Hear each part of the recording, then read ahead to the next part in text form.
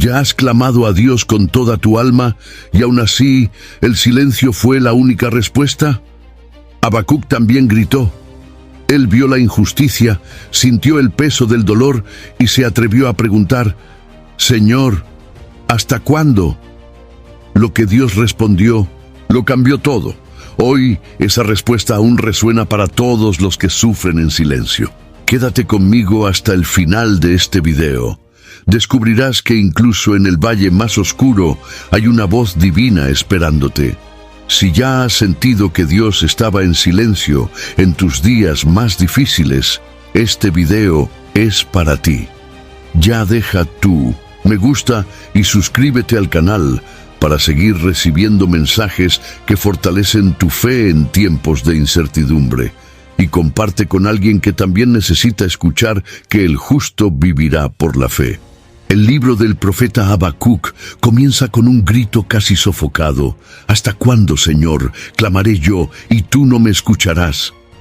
El dolor de Habacuc no es silencioso, es ruidoso, intenso, desesperado. Sus palabras atraviesan los siglos y encuentran eco en los que ya se han sentido ignorados por Dios en medio del sufrimiento. Este profeta no habla desde la comodidad, sino desde un lugar de inquietud, donde la fe es herida por lo que los ojos ven. Su clamor revela el corazón de quien aún cree, incluso cuando parece no haber respuesta. Él no abandona la oración, insiste en ella. Esto muestra que la fe verdadera no es aquella que siempre entiende, sino la que continúa incluso sin entender.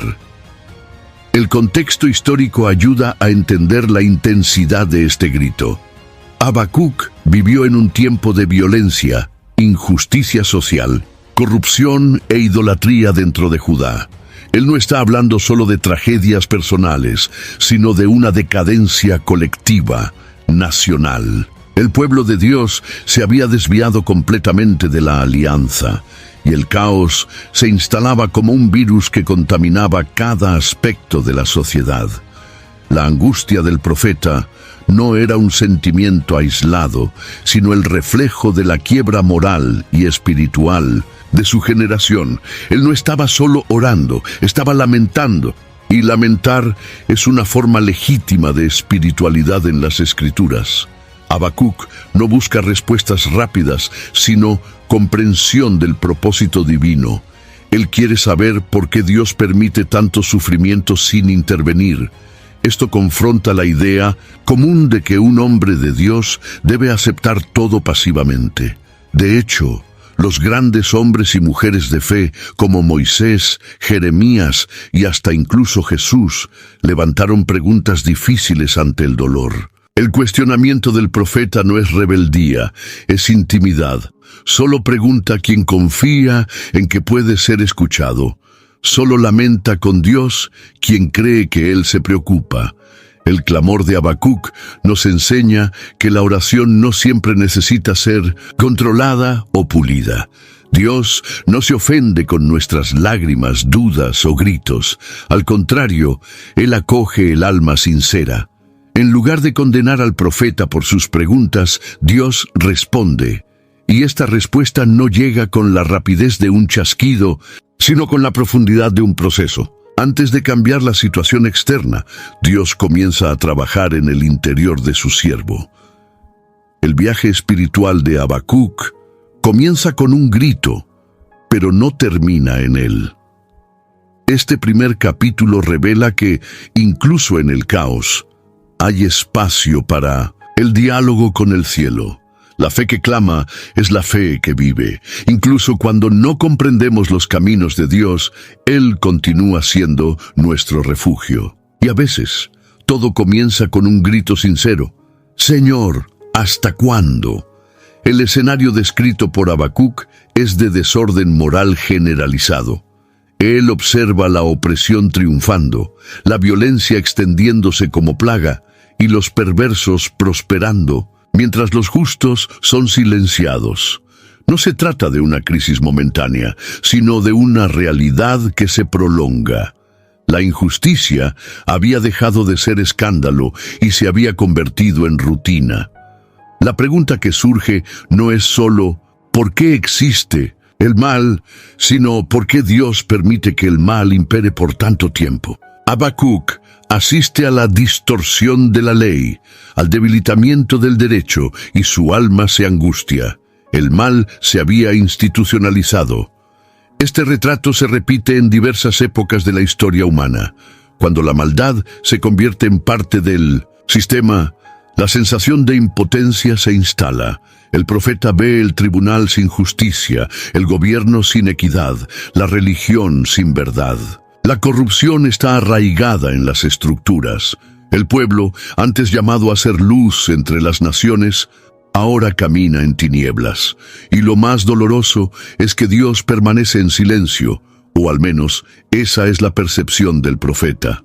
La ausencia de respuesta suena como aprobación, y eso genera un conflicto interno profundo. Habacuc expresa lo que muchos sienten, pero pocos se atreven a decir: la sensación de que Dios se está demorando demasiado. Y esta demora parece una omisión. Sin embargo, el silencio de Dios no es indiferencia. Muchas veces Él está preparando algo mayor, algo que no cabe en los límites de nuestra comprensión inmediata. El tiempo de Dios lleva propósitos eternos, incluso cuando todo parece perdido. El profeta aún no lo sabe, pero su indignación será el suelo fértil donde una revelación transformadora brotará. La banalización del mal es una alerta para todas las generaciones. Cuando dejamos de indignarnos, perdemos la sensibilidad espiritual. Habacuc nos llama a despertar. Su lamento es un clamor por justicia, por restauración, por una acción divina que rescate la dignidad humana. Su valentía para confrontar la realidad inspira a quienes también se sienten sofocados por el peso de la injusticia diaria. Él no acepta la normalización del error. Su espíritu se niega a acostumbrarse a la perversidad. Este subtema nos invita a mirar a nuestro alrededor e identificar dónde la injusticia también se ha convertido en rutina hoy. ¿Cómo reaccionamos ante esto? ¿Todavía lloramos por el dolor del prójimo o ya estamos anestesiados? Habacuc nos provoca a salir de la indiferencia y volver a sentir con profundidad. La fe verdadera no cierra los ojos ante el dolor del mundo, sino que clama con esperanza a un Dios que aún actúa, incluso cuando todo parece en ruinas. A medida que el profeta expone su angustia, surge una de las mayores tensiones del texto: la sensación de que Dios está ausente. Habacuc mira la violencia, el sufrimiento del justo, la inversión de valores y se pregunta: ¿dónde está Dios? Esta pregunta no surge de la incredulidad, sino de la intimidad. Es el tipo de duda que nace de la convivencia con lo sagrado. El profeta conoce el carácter de Dios, por eso le extraña su aparente pasividad ante el caos. La fe madura no evita preguntas difíciles, por el contrario, las plantea con más valentía. La ausencia percibida de Dios es un tema recurrente en la experiencia humana. Muchos salmos de David resonan con este mismo sentimiento. Job, en el apogeo de su dolor, también se sintió abandonado. Hasta Jesús en la cruz clamó con voz fuerte: Dios mío, ¿por qué me has desamparado? Este silencio divino no significa inactividad, sino parte de un plan que muchas veces solo entendemos después. Habacuc se encuentra en ese punto. Sabe que Dios es justo, pero no entiende por qué el justo sufre. Sabe que Dios es poderoso, pero se pregunta por qué los poderosos corrompen todo impunemente. Es en este espacio entre lo que sabemos de Dios y lo que vemos en el mundo donde la fe es desafiada. Habacuc nos enseña que es posible mantener la fe incluso cuando el escenario parece contradecir todo lo que creemos. El alma del profeta está en tensión. Está entre la teología y la realidad, entre la promesa y el sufrimiento, entre la justicia divina y la injusticia humana. Y en este espacio confuso, elige seguir buscando a Dios. Eso es fe, no fingir que todo está bien, sino continuar esperando cuando todo parece estar mal. La respuesta de Dios vendrá, pero antes de eso hay silencio. Y ese silencio, por más doloroso que sea, es también un llamado a la confianza profunda. Habacuc aún no lo sabe, pero su angustia está a punto de ser transformada en revelación. Sin embargo, este proceso exige espera, exige confrontación interna, exige honestidad ante Dios. Nada de esto sería posible si simplemente aceptara todo con resignación superficial. Es en la sinceridad de la duda donde nace la profundidad de la fe. Hoy muchos viven esa misma sensación. Oran, claman, ayunan y parecen no ser escuchados. Habacuc ofrece un modelo de cómo atravesar esta estación. Nos muestra que Dios no se ofende con nuestras preguntas sinceras. Por el contrario, Él usa estas preguntas para guiarnos a respuestas más profundas. Lo que parece ausencia puede ser en realidad una invitación a acercarnos aún más al corazón divino. La respuesta de Dios a la aflicción de Habacuc llega como un choque. Porque he aquí que suscitaré a los caldeos, nación amarga e impetuosa. En vez de una liberación inmediata, Dios revela que usará a una nación pagana y violenta como instrumento de juicio. Esta revelación no alivia el dolor del profeta, por el contrario, lo intensifica. El escándalo radica en el hecho de que Dios usa algo aparentemente peor para corregir lo que ya estaba mal. La justicia divina, en ese momento, parece incomprensible. Habacuc esperaba una intervención, pero recibió una previsión de invasión. Esta respuesta nos obliga a confrontar una verdad incómoda. Dios no siempre actúa de acuerdo a nuestras expectativas. Su soberanía no está limitada a nuestro sentido de justicia. El uso de los caldeos, una potencia brutal y expansionista, como instrumento en manos divinas, revela que el Señor gobierna incluso sobre las naciones impías. No solo tolera la existencia del mal, sino que es capaz de usarlo para cumplir sus propósitos. Esto desafía nuestra lógica humana, pero amplía nuestra visión espiritual. La reacción de Habacuc es comprensible. Reconoce la santidad de Dios, su pureza y rectitud. ¿Cómo entonces puede el Santo de Israel utilizar a un pueblo tan despiadado? El escándalo no es solo político o militar, es teológico. La imagen de un Dios que usa instrumentos fallidos para realizar justicia genera incomodidad. Pero este es un tema recurrente en las Escrituras. Dios usó a Faraón, usó a Nabucodonosor, usó incluso la cruz de Cristo, que era símbolo de humillación, para traer redención. Su actuar trasciende nuestras categorías. En el fondo, lo que asusta a Habacuc es darse cuenta de que el control divino es absoluto. Nada escapa al dominio del Altísimo, ni siquiera el caos. No es un espectador pasivo de la historia, Él es el Señor de ella. Pero esto no significa que apruebe todo lo que sucede. Significa que redime incluso los peores instrumentos, transformando tragedias en caminos para su voluntad. El profeta está siendo invitado a ver más allá de lo inmediato. Cuando esperamos respuestas y recibimos revelaciones desconcertantes, somos empujados hacia el terreno de la confianza. Dios no necesita de nuestra aprobación para actuar, pero desea guiarnos a una comprensión más profunda de su carácter. Habacuc está siendo moldeado no solo como mensajero, sino como testigo de una fe que atraviesa escándalos sin perder la esperanza. La descripción de los caldeos hecha por Dios a Habacuc es aterradora. Ellos son rápidos como leopardos, feroces como lobos por la noche, arrogantes, temidos y actúan conforme a su propia fuerza. No hay en ellos rastros de compasión o misericordia. Es una nación construida sobre el orgullo, que conquista para expandir su gloria. Y es precisamente este pueblo el que Dios elige como instrumento de juicio.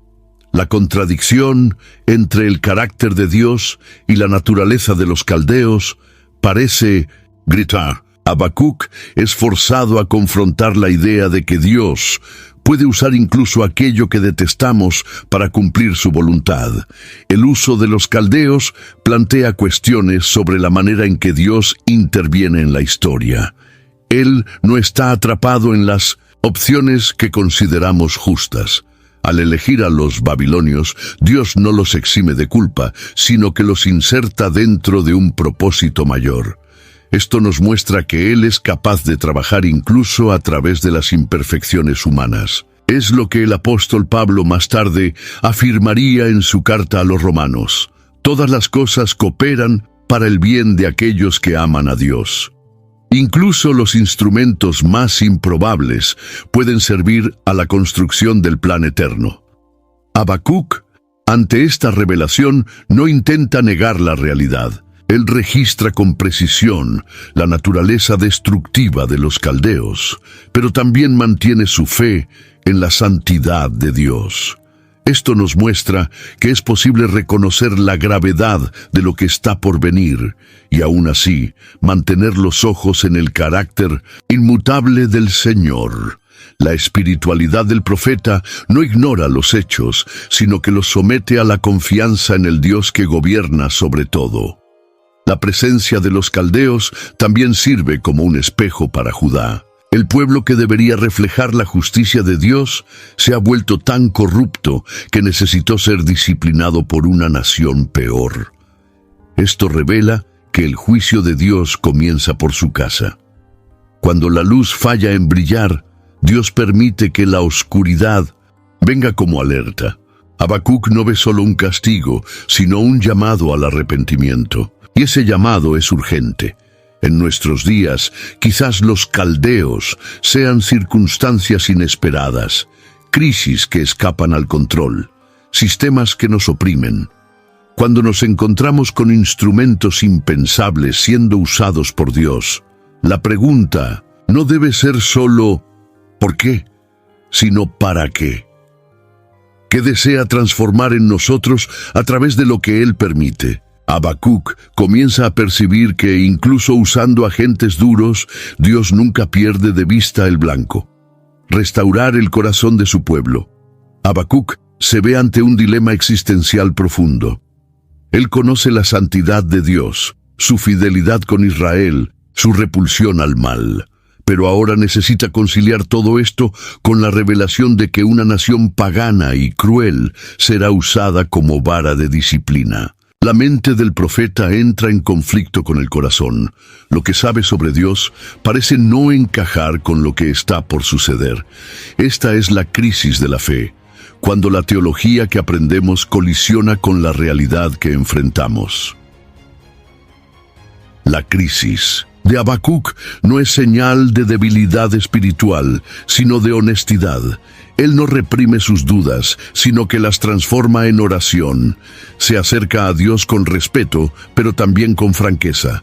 Cuestiona cómo el Eterno puede mirar a los traidores y callar mientras el justo es devorado por el impío. Este tipo de confrontación espiritual muestra que la fe no es un escudo contra el dolor, sino un lugar donde puede ser derramada con verdad. En la tradición bíblica, grandes hombres de Dios enfrentaron crisis similares.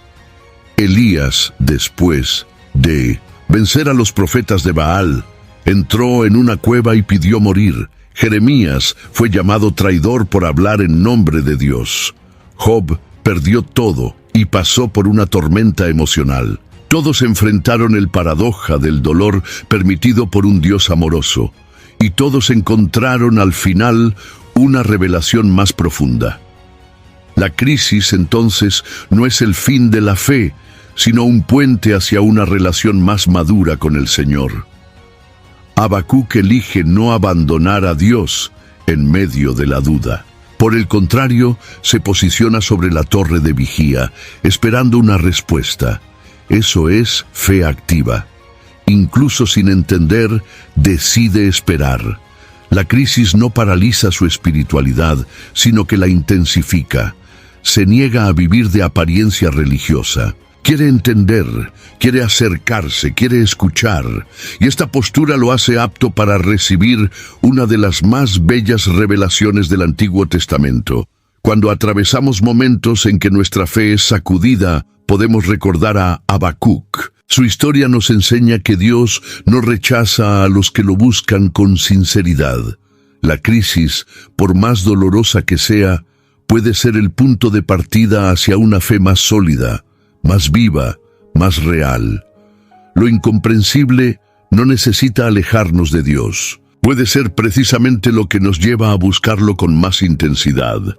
A pesar del silencio inicial y de la elección desconcertante de un instrumento como los caldeos, Dios deja claro que el mal no pasará impune. Habacuc comienza a entender que la paciencia divina no es indiferencia. El Señor ve, pesa y responde en el momento correcto. La aparente demora no es olvido, sino misericordia extendida tanto para los que erran como para los que son afectados por los errores. La justicia de Dios es absoluta, aunque muchas veces se revela de forma progresiva. El mal tiene fecha de caducidad ante el trono eterno. Habacuc aprende que Dios no comparte la lógica humana de justicia inmediata. Él opera en otra dimensión, donde el tiempo sirve a sus designios eternos. La larga exposición al pecado de Judá no fue tolerancia pasiva, sino una invitación repetida al arrepentimiento. Cuando esta invitación es rechazada, el juicio se convierte en inevitable. Dios no se alegra con la destrucción, pero tampoco compromete su santidad para agradar al hombre. La justicia es parte de su carácter tanto como el amor. Toda la Biblia confirma este principio. En el libro de Eclesiastés leemos que, aunque el juicio contra una mala obra no se ejecute pronto, Él vendrá. El profeta Isaías declara que Dios se levanta para juzgar con justicia. En Apocalipsis, los mártires claman bajo el altar por justicia y reciben la garantía de que no tardará. Habacuc, inserto en este mismo flujo de revelación, percibe que Dios ve todo y no deja nada sin respuesta. Incluso cuando usa instrumentos impíos como los caldeos, Dios no los absuelve de sus propios pecados. Ellos también serán juzgados. Esta es una clave esencial. Dios puede usar, pero no aprueba el mal. Él transforma lo que es perverso en herramienta momentánea, sin jamás compactuar con su esencia. El juicio sobre Judá no anula el juicio posterior sobre Babilonia. Cada acción será pesada con justicia perfecta. Para nosotros, esto trae consuelo y responsabilidad. Consuelo porque el sufrimiento causado por la injusticia humana no pasará desapercibido. Responsabilidad porque, si Dios disciplina a su propio pueblo, ¿qué hará con los que viven deliberadamente en la maldad? Habacuc comienza a percibir que el juicio de Dios es abarcador, no parcial. Nadie escapa de su verdad, y esto lo prepara para recibir una palabra que cambiaría la historia de la fe. Habacuc decide colocarse en la torre de vigía, esperando una respuesta, y Dios habla. Pero la respuesta no llega en forma de solución inmediata, sino como una visión que debe ser escrita, preservada y aguardada, porque la visión aún está por cumplirse en el tiempo determinado. Si tarda, espéralo, porque ciertamente vendrá. El Señor está enseñando que la justicia no opera en el tiempo de la ansiedad humana, sino en el compás exacto de la eternidad. El tiempo de Dios es perfecto, aunque muchas veces parezca retrasado para nuestros corazones afligidos. Esta espera exigida del profeta no es una pasividad estéril, sino una espera activa, cargada de fe. Dios está diciendo, verás lo que estoy haciendo, pero necesitas confiar en mi calendario. Aquí, el problema no es la ausencia de acción divina, sino la dificultad del hombre en alinear su expectativa con el ritmo celestial. La fe, en Indonesia, este contexto pasa a ser medida no por cuánto sentimos, sino por cuánto confiamos incluso cuando nada parece suceder. A lo largo de las Escrituras, Dios trabaja con tiempos y estaciones. José estuvo años en prisiones antes de convertirse en gobernador. David fue ungido rey y tuvo que huir de Saúl durante mucho tiempo antes de asumir el trono. Jesús esperó 30 años antes de iniciar su ministerio. Hay algo en común en estos ejemplos. El tiempo de espera moldea el corazón. No es un tiempo desperdiciado, sino un tiempo de preparación, donde el carácter se refina y la visión madura. La orden de escribir la visión también revela un aspecto importante. No era solo para Habacuc, sino para las generaciones futuras. Cuando Dios habla, no lo hace solo para el momento, sino para la eternidad. La respuesta que el profeta recibiría trascendería su contexto histórico y resonaría por siglos, alcanzándonos hasta nosotros. Lo que parecía un simple mensaje local, en realidad, se convertiría en un pilar de la fe cristiana. Habacuc aprende que la fe no es solo confianza en lo que Dios puede hacer, sino paciencia para esperar que Él actúe en el momento adecuado. Y esto nos desafía profundamente. En una cultura de inmediatez, donde todo necesita ser rápido, la invitación a esperar es casi revolucionaria. Pero es precisamente en esta espera que nacen los frutos más duraderos de la fe. El tiempo de Dios siempre trae la respuesta exacta, en el momento exacto, incluso si nuestros ojos tardan en ver. En medio de la respuesta de Dios, una frase brilla con fuerza singular: el justo vivirá por su fe.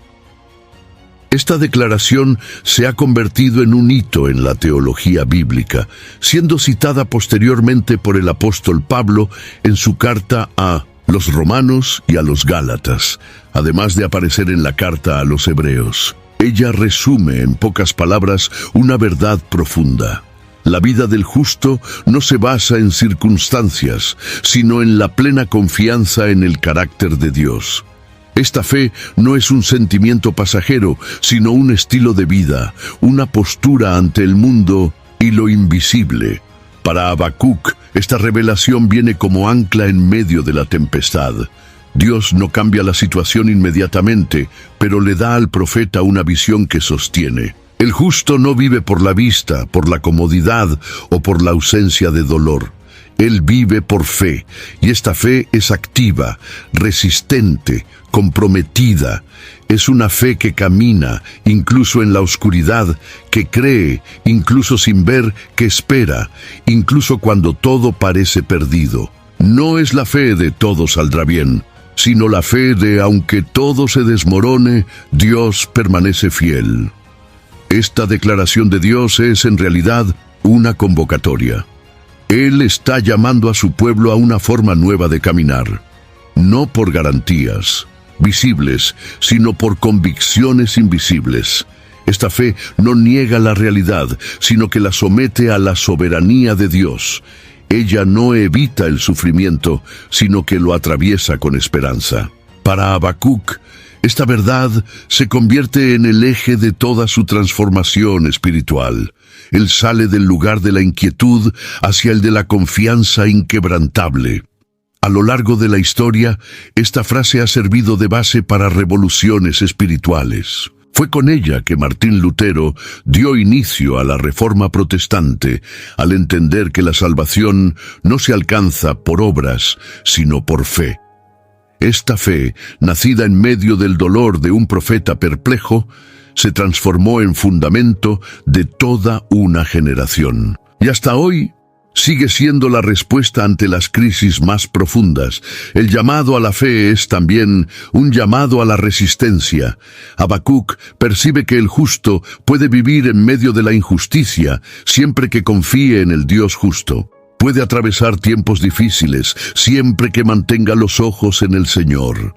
La fe, en este contexto, no es solo medio de salvación, sino modo de supervivencia.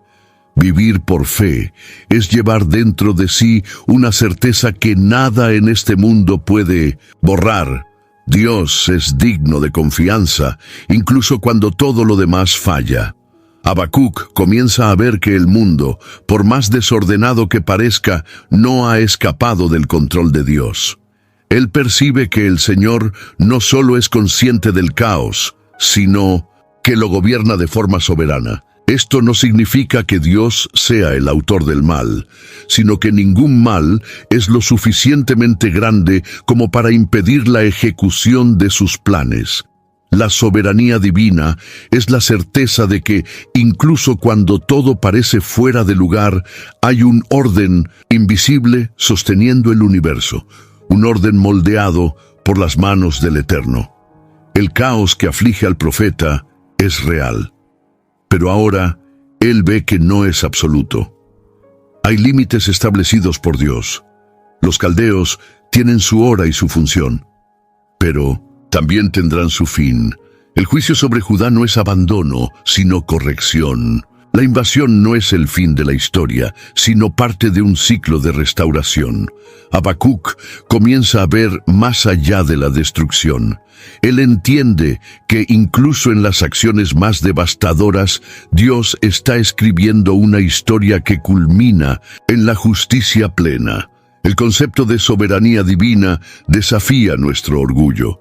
Nos fuerza a reconocer que no somos los autores del destino, sino participantes de una narrativa mayor. Habacuc está siendo transformado. Antes quería entender para creer. Ahora aprende a creer incluso sin entender completamente. Esto no es rendición ciega, sino madurez espiritual.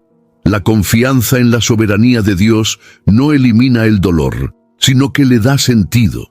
La Biblia está repleta de testimonios de cómo Dios usó el caos para revelar su gloria. José fue vendido como esclavo, pero se convirtió en salvador de una generación. Esther fue llevada a la fuerza al palacio, pero libró a su pueblo. Jesús fue crucificado injustamente, pero la cruz se convirtió en trono de redención. En todos estos casos, el sufrimiento no fue el fin, sino el medio. Habacuc se une a ese coro de testigos que afirman: Dios reina, incluso cuando parece ausente. La comprensión de la soberanía de Dios no nos lleva a la apatía, sino a la reverencia. Él no solo gobierna desde el cielo, Él se involucra en la tierra. Él no es distante, Él es Emmanuel. Saber que el Señor está por encima de todo nos ayuda a caminar con más firmeza. Habacuc está siendo preparado para no solo comprender la justicia divina, sino para confiar en ella incluso en el auge del dolor. Y eso lo cambia todo. En el capítulo 2, Dios presenta a Habacuc una serie de declaraciones de juicio contra los caldeos. Son 5 denuncias que muestran que el mal que cometen no será olvidado. Cada es una sentencia poética, profética y poderosa contra prácticas de opresión, avaricia, violencia, inmoralidad e idolatría. El mensaje es claro: nadie, por más poderoso que parezca, escapará de la justicia divina. La arrogancia será abatida, y los que viven para sí mismos caerán. El primer condena a los que acumulan riquezas con deshonestidad. El segundo denuncia a los que construyen ciudades con sangre e injusticia. El tercero expone a los que edificar seguridad a costa de la ruina ajena. El cuarto ataca a los que se embriagan y exponen la desnudez de los demás. Una referencia a la explotación, a la vergüenza impuesta. Y el quinto declara el juicio sobre los que fabrican ídolos y confían en obras muertas. Cada uno de estos refleja aspectos de la degradación moral de Babilonia y también de cualquier sociedad que rechaza la verdad de Dios. Estos juicios no son solo contra una nación específica, sino contra sistemas y estructuras que perpetúan la maldad. nos hacen pensar sobre el mundo en el que vivimos, donde aún hoy hay imperios levantados sobre explotación, donde la avaricia ciega, la sensualidad destruye y la idolatría se disfraza en formas modernas. Habacuc es invitado a darse cuenta de que Dios está atento a cada detalle. Nada escapa a sus ojos. Al denunciar a los caldeos, Dios muestra al profeta que no hay injusticia que permanezca para siempre. Los opresores que parecían invencibles tienen los días contados, las riquezas adquiridas con fraude, el poder construido con violencia, todo será derribado. Este discurso de Dios revela que Él es un juez justo, que evalúa no solo acciones, sino motivaciones. Y este juicio será completo, sin parcialidad. Estos 5 "ay" son, al mismo tiempo, advertencia y consuelo. Advertencia para los que insisten en vivir al margen de la voluntad de Dios. Consuelo para los que sufren bajo la injusticia. Habacuc comienza a ver que el juicio de Dios no es solo contra Judá, sino también contra sus opresores. El Señor no hace acepción de pueblos, juzga con equidad. Y esta revelación renueva la esperanza del profeta. Entre los 5 "ay", uno se destaca con fuerza especial. Ay de aquel que edifica la ciudad con sangre y funda la ciudad con iniquidad. Esta es una denuncia directa al modo en que los caldeos expandieron su imperio. Conquistaron territorios a base de la espada, levantaron fortalezas sobre cadáveres y edificaron su gloria personal a costa de la destrucción de pueblos enteros. Dios ve cada piedra manchada de sangre, cada palacio erguido con sudor y lágrima ajena. La justicia divina no ignora el origen de las riquezas humanas. Este "ay" habla mucho al mundo contemporáneo. ¿Cuántas estructuras de poder hoy han sido levantadas sobre injusticias pasadas? ¿Cuántos sistemas fueron construidos explotando a los más débiles? La voz de Dios a través de Habacuc resuena más allá de Babilonia. Denuncia cualquier forma de grandeza que no sea acompañada de integridad. El Señor deja claro que no se impresiona con construcciones humanas cuando nacen del pecado. Habacuc es confrontado con una nueva capa de justicia. Dios no está solo interesado en el resultado, sino en el proceso. No basta con conquistar, es necesario conquistar con rectitud. Este principio vale para individuos, familias, iglesias, empresas y naciones. Todo lo que se edifica sobre opresión está destinado a caer. El juicio no tarda, solo madura. Y cuando llega, revela los verdaderos cimientos sobre los cuales todo fue construido. La imagen del imperio construido con sangre también simboliza el intento humano de convertirse en Dios. Babilonia buscaba gloria propia, poder absoluto, dominio irrestricto, pero solo hay un trono eterno. Cada vez que el hombre intenta usurpar ese lugar, es confrontado por la justicia del Altísimo. Habacuc ve que no existe estabilidad fuera de la voluntad de Dios. Los imperios que hoy parecen sólidos pueden caer con un soplo de su boca. Este "ay" despierta la conciencia del profeta y la nuestra. Nos lleva a reevaluar los cimientos sobre los cuales hemos edificado nuestra vida. ¿Son justos? ¿Son santos? ¿Están alineados con el corazón de Dios? Habacuc comienza a ver que el problema no era solo el mal de afuera, sino también el peligro de conformarse a estructuras erróneas, y la respuesta de Dios al denunciar los imperios de sangre es una invitación a construir con verdad. En el 5º y último "ay", Dios denuncia a aquellos que confían en ídolos hechos por manos humanas. Él dice: "Ay de aquel que dice a la madera, despierta, y a la piedra muda, despierta". Una reprensión cargada de ironía, pero también de dolor. El Señor está señalando lo absurdo de entregarse a aquello que no tiene vida, de buscar dirección en algo que no puede oír ni responder. Habacuc entiende que la idolatría no es solo un error religioso, sino una ceguera espiritual que lleva a la destrucción. La idolatría es el intento humano de sustituir a Dios por algo que podamos controlar. Es el deseo de tener un Dios moldeado a la imagen de nuestro corazón, que diga siempre sí, que no confronte, que no exija transformación. En Babilonia, esto se manifestaba en imágenes de oro, plata, madera. Hoy asume formas más sofisticadas: dinero, estatus, ideologías, hasta incluso personas. Todo lo que ocupa el centro de nuestro corazón, el lugar de Dios, se convierte en ídolo y más tarde o más temprano nos ciega. La gran tragedia de la idolatría no es solo la falsedad de los ídolos, sino cuánto nos vuelven insensibles. El corazón idólatra se endurece. Ya no escucha la verdad, ya no percibe el mal, ya no siente el clamor del otro. La idolatría crea una ilusión de poder, pero en el fondo aprisiona. Y Dios, en su justicia, confronta esa ilusión. Él muestra a Habacuc que toda confianza depositada en lo que está muerto será frustrada. Lo que no puede hablar, no puede salvar. El contraste con Dios es llamativo. Mientras los ídolos son mudos, inertes, limitados, el Señor está vivo, presente, hablando, actuando. Él no necesita adornos para mostrar su gloria. Él no es fabricado, Él es el Creador.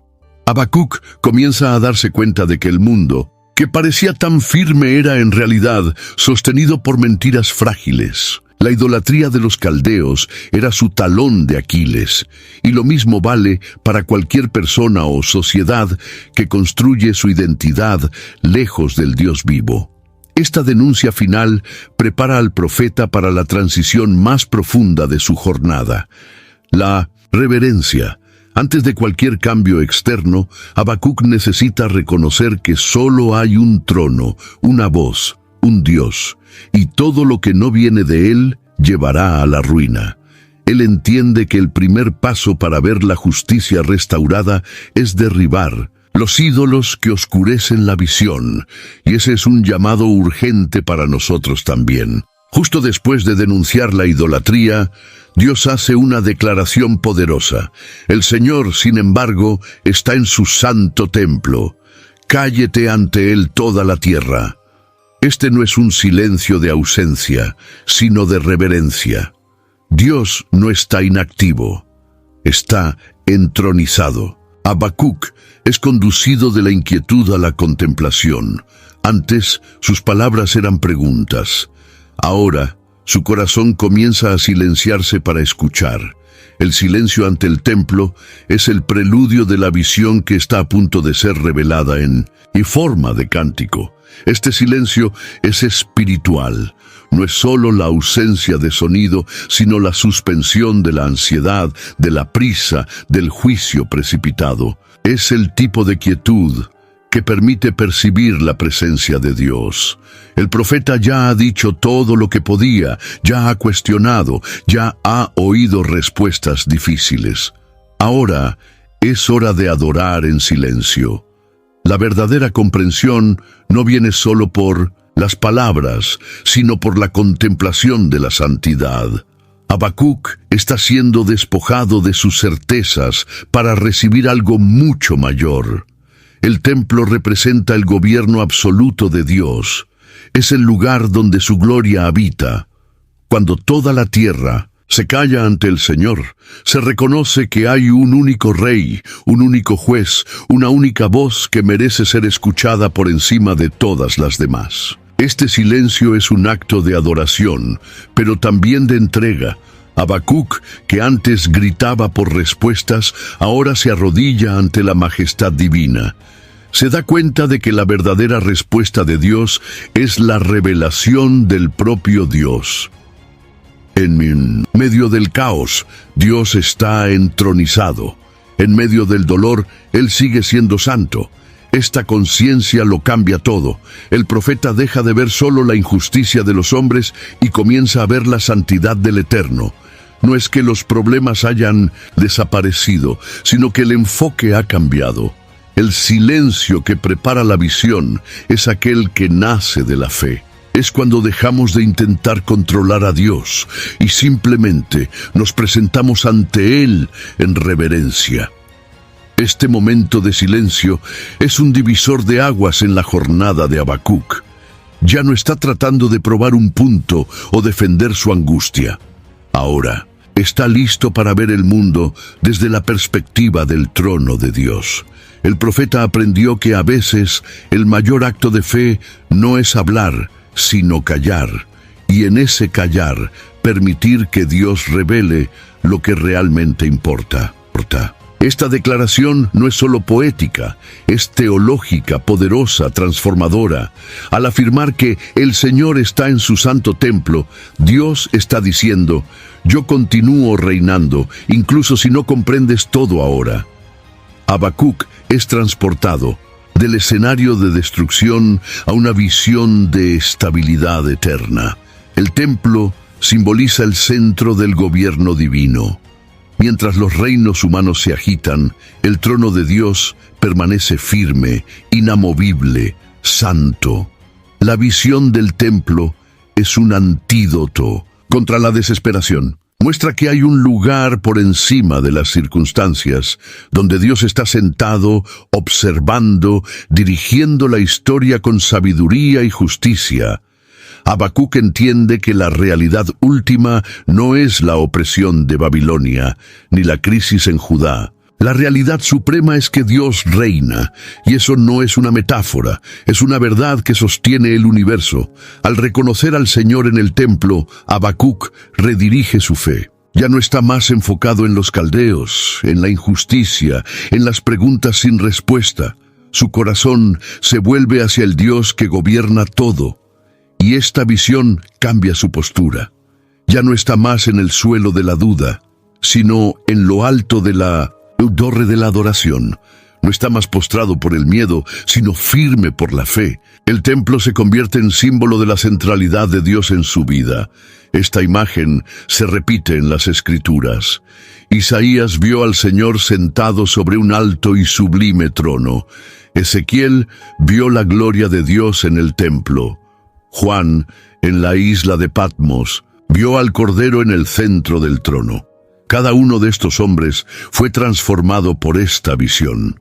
Habacuc ahora entra en esta línea de profetas que, ante el trono, encontraron no solo respuestas, sino sentido para su existencia. Frente a esta revelación no queda argumento, solo reverencia. El Señor está en su templo. No ha sido destronado por la crisis, no ha sido vencido por la injusticia, no ha sido sorprendido por el caos. Él sigue allí, reinando con justicia, rodeado de gloria, listo para actuar en el momento adecuado. Habacuc no necesita más ver el cambio afuera, porque dentro de él todo ya ha comenzado a cambiar. Después de tanto clamor, silencio y revelación, Habacuc sorprende al iniciar el capítulo 3 con un cántico. Ora, pero su oración es poética, litúrgica, llena de exaltación. He oído, Señor, tu palabra y he tenido miedo. Aviva, oh Señor, tu obra en medio de los años. Está en el mismo mundo caótico, pero ya no es el mismo hombre. Algo ha cambiado. El alabanza nació no de la bonanza, sino del valle. Habacuc canta porque vio no la solución inmediata, sino la grandeza de Dios. Su fe ahora produce adoración. Este cántico tiene raíces profundas. Es una respuesta no a lo que Dios aún ha hecho, sino a lo que Dios es. Recuerda los hechos del Señor en el pasado, la manifestación en el monte Sinaí, el poder sobre la creación, el juicio sobre las naciones. Recuerda que Dios ya intervino antes y por eso puede intervenir nuevamente. Este tipo de alabanza no se mueve por el presente, sino sostenido por la memoria de la fidelidad divina. Habacuc nos enseña que recordar también es un acto de fe. Adorar en medio de la incertidumbre es una elección valiente. Habacuc aún ve la amenaza de los caldeos, aún vive con la crisis en Judá, pero decide cantar. Esto no es alienación, es resistencia espiritual. La alabanza se convierte en un acto profético, anuncia que incluso sin ver, él cree, incluso sin cosechar, confía, incluso sin flores en el campo, se alegra. El valle no es el fin, es el escenario donde brota una fe inquebrantable. Este tipo de adoración es raro pero precioso, no depende de circunstancias favorables. Es fruto de una revelación del carácter inmutable de Dios. Habacuc ahora comprende que la alabanza más pura es aquella que nace cuando todo está oscuro. Canta, porque descubrió que Dios no necesita cambiar las cosas para ser digno. Él es digno porque es eterno, santo, glorioso. Eso es suficiente. La alabanza de Habacuc es una lección para los que caminan por el valle. No necesitamos esperar a que todo mejore para adorar. Podemos adorar ahora, incluso entre lágrimas. Podemos levantar nuestras voces, no porque todo vaya bien, sino porque Dios sigue siendo Dios. Habacuc nos muestra que la fe, cuando madura, canta incluso en los desiertos. Quizás ningún verso sea tan emblemático en el libro de Habacuc como este. Aunque la higuera no florezca ni haya fruto en la vid, aunque la cosecha falle, sin embargo, me alegraré en el Señor. Estas palabras resuenan siglos después con una fuerza inquebrantable. Representan una fe que trasciende la lógica, que no se basa en lo que se tiene, sino en quién es Dios. Habacuc declara que, aun si todo sale mal, su corazón seguirá firme. Cada aunque descrito por él representa una pérdida. La higuera simboliza placer, la vid, prosperidad, el campo, sustento, el establo, seguridad. Habacuc está pintando un escenario de colapso total. No queda nada, y aún así, él elige alegrarse. Esto no es optimismo superficial. Es la fe más profunda que alguien puede expresar, la que permanece viva incluso cuando todo lo demás muere a su alrededor. Esta declaración transforma a Habacuc de un interrogador afligido en un adorador valiente. No niega la realidad, pero elige una respuesta que sobrepasa las circunstancias. El sin embargo que pronuncia es un puente entre la desesperación y la esperanza. No espera ver para creer, cree y por eso se alegra. Es la misma fe que movió a Abraham, que motivó a Job, que sustentó a los mártires. Una fe que no exige garantías, sino que se asienta en el carácter de Dios. Hay algo revolucionario en esta postura. En un mundo movido por resultados, Habacuc muestra una espiritualidad basada en la relación. No depende de lo que Dios hace, depende de quién es Dios. Y por eso, incluso sin higos, sin uvas, sin ganado, aún tiene motivos para alabar. Alegría de Él no está en la abundancia, sino en la presencia divina. Esto es fe en su forma más pura. Este fragmento final es una invitación para todos los que ya han pasado por pérdidas. Habacuc nos dice: puede que ya no tengas lo que tenías, puede que ya no veas lo que veías, pero aún puedes alegrarte, porque Dios no ha cambiado. Él permanece, y eso es más que suficiente para sostener un alma cansada. La alegría del Señor es nuestra fuerza, y Habacuc encontró esa fuerza incluso en medio de la sequía. El libro concluye con una afirmación de poder. El Señor Dios es mi fuerza, y hará mis pies como los de la sierva, y me hará andar sobre mis alturas. Habacuc no termina su camino en desesperación, sino en triunfo. Aquel que comenzó gritando, ahora confía. Aquel que cuestionaba, ahora camina. Y no camina en cualquier lugar. Camina en las alturas, lugares de visión, estabilidad y victoria. Dios no solo respondió a sus preguntas, Dios lo fortaleció para vivir por encima de ellas. La imagen de la sierva es bellísima. Representa ligereza, agilidad, seguridad en terrenos empinados. Habacuc está diciendo, aunque el camino siga siendo difícil, Dios me dará pies preparados. Esto es más que una metáfora. Es la realidad espiritual de quien descubre que la fuente de su fuerza no está en sí mismo, sino en Dios. La fuerza que lo sostiene no es emocional ni física, es sobrenatural. Esa fuerza es el resultado de la revelación. Habacuc vio un trono, vio la santidad, vio el tiempo de Dios, vio la justicia que vendrá, y ahora puede caminar con confianza. Su dolor no ha desaparecido, pero su perspectiva ha cambiado. Ya no es el mismo. La fuerza que lo levanta no proviene de promesas no cumplidas, sino de la certeza de que Dios es su salvación, su escudo, su refugio. Eso es suficiente. Este versículo final también es un recordatorio de que Dios no nos llama a sobrevivir, sino a caminar sobre las alturas. No estamos llamados a arrastrarnos por la vida, sino a caminar con firmeza, incluso en terrenos resbaladizos. La vida no tiene que ser perfecta para que vivamos con firmeza. Lo que necesitamos es la fuerza del Señor. Habacuc nos muestra que esa fuerza está disponible, incluso en los peores días. El libro termina como un cántico, un salmo de victoria. El dolor no tuvo la última palabra. La fe triunfó. Y Habacuc, el profeta que se atrevió a preguntar ¿por qué?, termina diciendo yo confío. Esa es la fuerza que viene del Dios de la salvación. Una fuerza que nos levanta, nos sostiene y nos conduce más allá del valle, hacia los lugares altos de la confianza eterna. ¿Cuántas veces has preguntado a Dios ¿por qué? Si esta historia tocó tu corazón como tocó el mío, escribe en los comentarios lo que más te habló. Envía este video a un amigo que necesita consuelo y fe. Y si deseas seguir caminando con nosotros por las verdades de la palabra, suscríbete al canal. Aún hay mucho para vivir, aprender y confiar.